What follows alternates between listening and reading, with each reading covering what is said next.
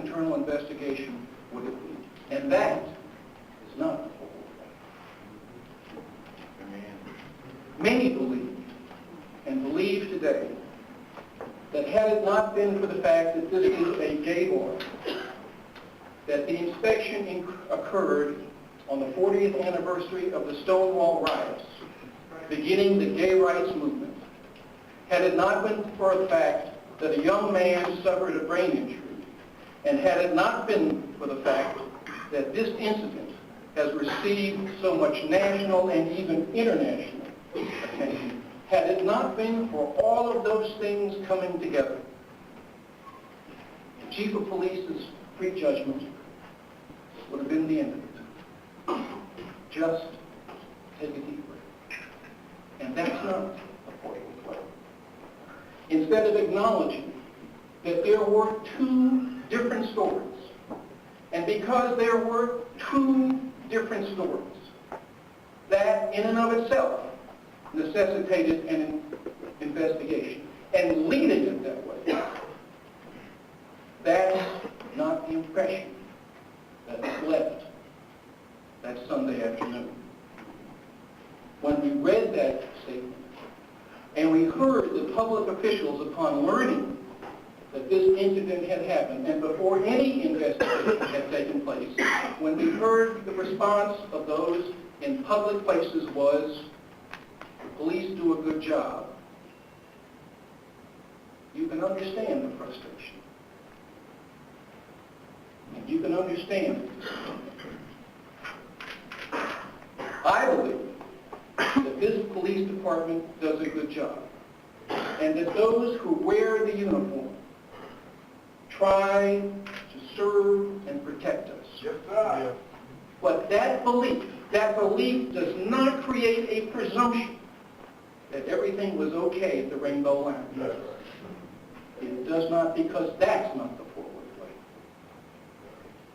Some believe that had it not been for citizens who got together on a Monday morning, both straight and gay, and decided to write a letter calling for an independent investigation, and had it not been two state elected officials within our community and two members of city council joining in that, some believe that there would never have been a call for such an investigation. And that is moving forward. And more recently, just the other day in the Dallas Morning News, here is what I read, a quote supposedly from a top elected official in this city. Quote, "It might have been helpful if the owner of the lounge had informed the officers that this day was more than just another day of the week." And you know, I thought to myself,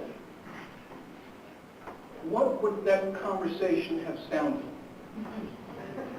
Officer, if you're inclined to be kind of overly aggressive, or if you're inclined to not follow the policies and procedures set out in writing for both you and the TABC, if that's your goal, you need to understand it's the 40th anniversary. That's not. So, where do we go?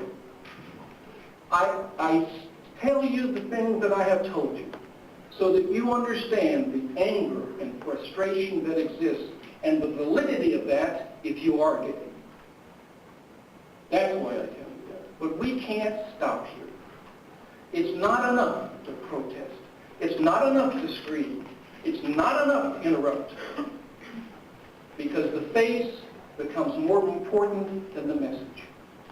And we cannot let that happen here, today, or ever. Here's what I think this city needs to begin doing. And some of it, I understand, has begun.